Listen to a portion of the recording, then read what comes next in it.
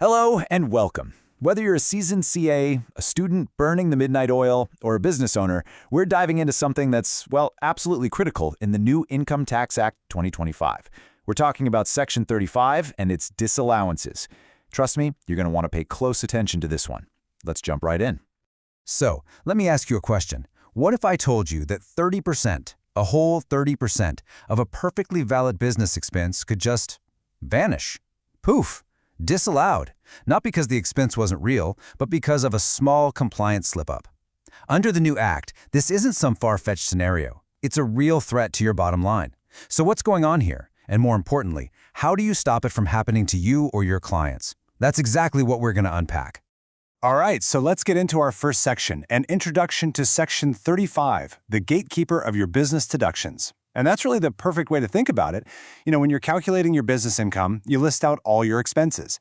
Well, Section 35 is like the bouncer at the door, checking the list and deciding which expenses get in and which ones get kicked out. So what's its job, really? At its heart, Section 35 is basically a list. It's a list from the tax department saying, hey, these specific payments, you can't deduct them when you're figuring out your profits for tax purposes. It's all about making sure that the profits you report and pay tax on are calculated correctly without any non-compliant expenses reducing that number. It's a way to keep the system fair and square. Now, for all you seasoned tax pros out there, you're probably thinking, this sounds a lot like Section 40A, II from the old Act. And you'd be absolutely right. The government hasn't invented a new rule here. They've basically just moved house. The core idea of disallowing expenses for TDS noncompliance has been picked up from the old law and placed neatly into the new Section 35B. So, same concept, just a new section number to remember. Okay, let's get to the main event. We're talking about the 30% disallowance rule, specifically understanding Section 35B. This is the part that has the biggest, most direct impact on the cash in your bank account. It's the one you really need to get your head around. So what exactly is this rule? Think of Section 35B as a penalty clause.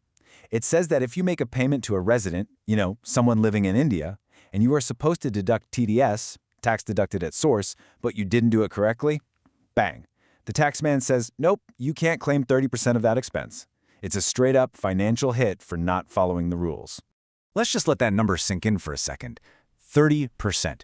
That is huge. We're not talking about a small slap on the wrist here. For every 1 lakh rupees you spend, that's 30,000 you can't deduct. For a 10 lakh rupee expense, that's 3 lakhs of disallowed expense added straight back to your profit. The message is loud and clear. Get your TDS right, or it's going to cost you big time. So, when does this alarm bell actually go off? It's not random. There are very clear triggers. First, you're paying someone who is a resident of India. Second, it's a type of payment that requires you to deduct TDS. Now here's the critical part.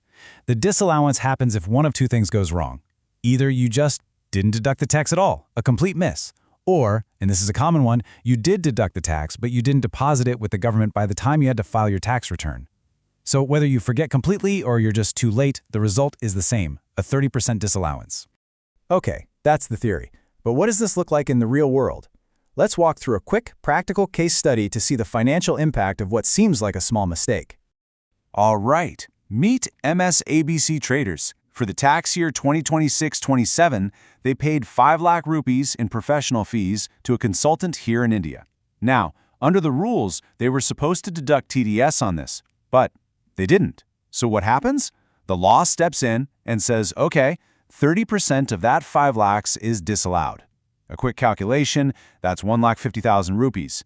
So even though they actually spent 5 lakhs, for tax purposes, they can only claim 3,50,000 as an expense. And here's where it really hurts. That disallowed amount, the 1,50,000, doesn't just disappear. It gets added right back onto their taxable profit. So their profit is now artificially inflated by that much, and guess what? They have to pay tax on it. A simple oversight has led directly to a bigger tax bill. Ouch. Okay, so we've seen the problem and we've seen how painful it can be. Let's switch gears and talk about the solution. How do we make sure this doesn't happen? The good news is it's totally avoidable. It just requires a solid process.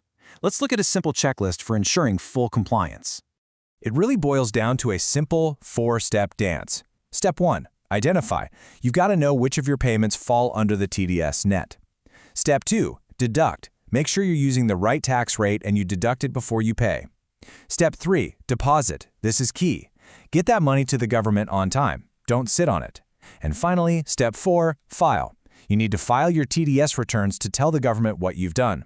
Identify, deduct, deposit, file. Follow these 4 steps, and you'll be golden. All right, let's talk about some of the common mistakes to avoid. These are the practical pitfalls in TDS management. Knowing where people usually trip up is the best way to make sure you don't. You'd be surprised how often these same errors pop up. First off, people just get it wrong on whether TDS even applies to a certain payment. It can get tricky. Another classic mistake is using the wrong TDS rate. Maybe the law changed and you missed the memo. Then there's just missing the deadlines for depositing the tax. That's usually a process problem. We also see messy TDS returns that don't match the company's books, which is a huge red flag. And finally, the big one: weak or non-existent paperwork. If you can't prove what you did, you're in a tough spot. Any one of these can be the thing that gets you into trouble. Okay, let's pull all of this together. It's time for the key takeaways, your summary of Section 35B. If you remember nothing else from this explainer, remember these points. So, here are the crucial points to lock in. First, Section 35B is basically the new name for the old Section 40A II. The song remains the same. Second, if you mess up the TDS rules for payments to residents, you're facing a 30% disallowance. No ifs, ands, or buts. Third, this isn't just a paper penalty. It directly increases your taxable business income, meaning you pay more tax. The solution? Get that deduct, deposit, and file process down to a science. And finally, document everything. Your paperwork is your best friend if the tax department ever comes knocking. And that's our deep dive into Section 35B. Hopefully this has cleared things up and given you a solid game plan to handle this correctly and keep your business or your clients' businesses safe from these penalties. Thanks so much for tuning in. If you found this useful, do me a favor and hit that like button, subscribe for more explainers like this, and share it with anyone else who might need to hear it. Just a quick disclaimer, this video is for educational purposes only and is not a substitute for professional advice. Tax laws are always changing, so please always consult with your professional advisor before making any decisions. This is an AI-generated educational video.